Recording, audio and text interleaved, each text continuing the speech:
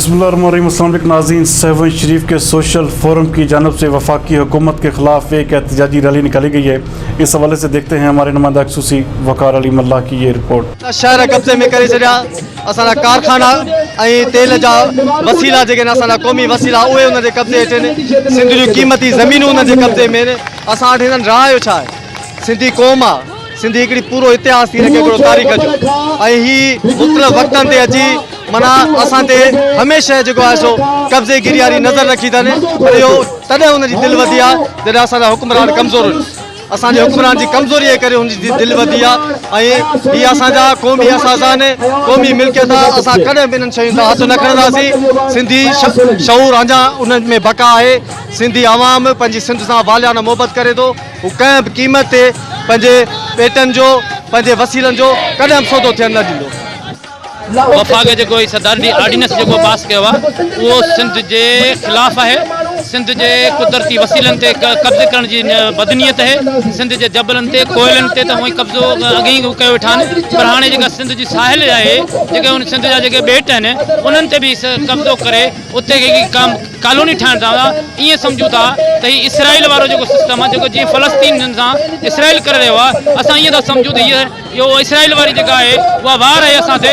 असां हिनखे मुकमल तौर ते रद्द था कयूं ऐं पुरज़ोर मुतालबो था कयूं त हिनखे फौरी तौर ते रद्द कयो वञे ऐं इहे सिंध जूं मिल्कियतूं आहिनि ऐं सिंधियुनि खे हवाले कयो वञे। शऊर जो इस्तेमालु कंदे सेवण में इहा जेका रैली कढी आहे उन शऊर खे ॿाहिरि कढी अचे वफ़ाक़ खे इहो ॿुधायूं था त जेको तो ऑर्डिनेंस पास कयो आहे सिंध जे ॿेटनि खे ते कब्ज़े करण वारो उनखे मुकमल तौर ते रद्द कयूं था ऐं वफ़ाक़ खे इहो चिताव ॾियूं था त सिंध जे मिल्कियतुनि सां इहे रोज़ रोज़ मज़ाक़ूं बंदि कयूं वञनि।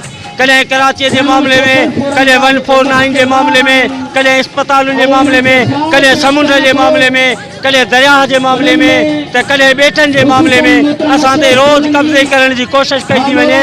उहो कब्ज़ो करण बंदि कयो वञे। ॿी सूरत में 7 सोशल फोरम सख़्त का सख़्त एहतजाज कंदो ऐं असां एहतजाज करण जो हक़ भी रखूं था। जेके मिल्कियतूं सिंधी क़ौम जो हक़ आहिनि उहे सिंधी क़ौम जूं आहिनि ऐं उन्हनि ते असां मुकमिल पंहिंजी मालिकीअ जो हक़ ॾेखारण जे लाइ 7 सोशल फोरम रैली कढी अॼु इंसाफ़ प्रेस क्लब जे साम्हूं अचे बीठी आहे। महिरबानी। समुंडी ॿेटनि ते वफ़ाक़ जे जेको नाजाइज़ ऑर्डिनेंस जे ज़रिए कब्ज़ो कयो पियो वञे, असां उन जे ख़िलाफ़ सरापा एहतजाज आहियूं। 7 सोशल फोरम 7 जा माण्हू सिंध जे शऊर सां ही गॾियल एहतजाज करे रहिया आहिनि त हीउ जेको 7 सोशल फोरम वाज़े थो करे त कराची ऐं समुंडी किनारो ऐं उन में अंदरि जेके ॿेट आहिनि उन ते सभ खां पहिरीं बुनियादी हक़ जेको आहे सो सिंधियुनि जो आहे, सिंध जो आहे ऐं जेको ऑर्डिनेंस सरदार जी ऑर्डिनेंस आहे उहो नाजाइज़ आहे ऐं वफ़ाक़ जो कब्ज़ो जेको आहे नाजाइज़ आहे ऐं बैन अक़वामी कानून जी सिधा सरासर तौर ते हीअ जेका भञ कड़ी आहे। असां उन जे लाइ सख़्तु एहतियाज था कयूं ऐं घुर था कयूं त वफ़ाक़ पंहिंजो इहो ऑर्डिनेंस वापसि वठे जंहिंखे सिंध मुकमल तौर ते रद्द थी करे। वफ़ाक़ जी खुली बदमाशी आहे जेको वक्तन बा वक्तन फेडरेशन ऐं सदारती ऑर्डिनेंस ज़रिए सिंध जे रहायशी मनसूबनि जे नाले ते, सिंध जे मेगा प्रोजेक्ट जे नाले ते सिंध धरती के भुगड़नि जी मुठ ते मक़ामी सहूलतकार ऐं सिंध गवर्नमेंट जे सहूलतकारनि सां गॾिजी सिंध ते हिन बार बार कब्ज़े की कोशिश कई आहे। सिंध यकीनन सिंध अॼु ही जेको एहतजाज आहे सिंध इन समूरी वालार के रिजेक्ट कयो आहे ऐं सिंधी माण्हू पंहिंजे ॿेटनि पंहिंजे ज़मीननि जा असलूकनि वारसा आहिनि ऐं इन वारसी तां कॾहिं बि दस्तबरदार न थींदा। असां वफ़ाक़ जी इन बदमाशी खे ललकारींदासीं। समूरी सिंध ऐं बैन अक़वामी सतह जे फोरमनि तां एहतजाज कंदासीं त सिंध जे ॿेटनि ते, सिंध जी ज़मीन ते, सिंध जे वसीले कोयले गैस ऐं तेल ते फ़क़ति सिंध जे नसुलनि ऐं सिंधी क़ौम जो हक़ आहे। तो डर मथे पेर ही तनी जो देर जिन जूनागढ़ जलायो। सभिनी आयल दोस्तन के मां दिल जे घरनि सां भलीकार चवां थो।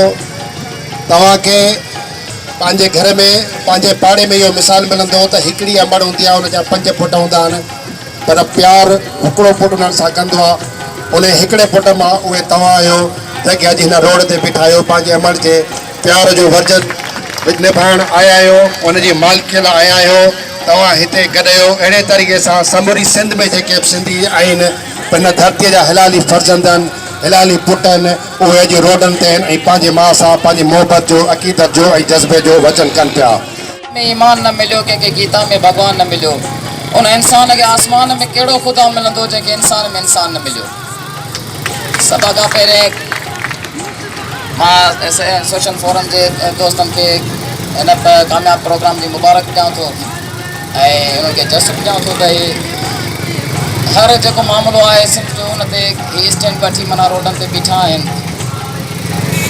मां हिकिड़ी ॻाल्हि जीअं असांजो दोस्त असगर सोलंकी साहिबु कई त जेकॾहिं असांजा चूंडियल नुमाइंदा वफ़ाक़ जे हर मामले ते जेकॾहिं एक्शन वठनि हा, जेकॾहिं उन सां बि अखियुनि में मिलाइनि हा त असां अॼु रोड ते बीहण जी असांखे ज़रूरत न हुजे हा।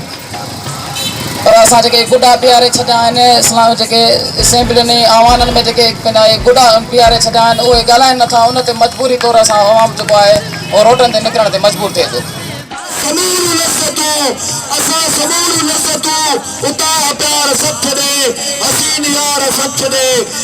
खुशी गवाई आहे सिंध तुंहिंजे ई करे ही ज़िंदगी गवाई आहे। असां जेको लहू ॾिनो अगरि उन जे सबबु वतन तुसाद बाद थी वञी सदा आज़ाद थी वञी असांखे ॿियो खपे त छा अज़ल जी हुन ख़ुशीअ करे ही कंध को खपे त छा, ही कंध को खपे त छा। इन्हनि छुटियुनि सां हाणे मां पंहिंजे काफ़िले जे रूह रवा सेवन सोशल फोरम जे सरवार मोहम्मद अशरफ सोलंकी खे गुज़ारिश कंदुसि त उहो अचनि ऐं अवां सां मुखातिब थियनि। अवां जी भरपूर तारीफ़ में मोहम्मद अशरफ सोलंकी साहब।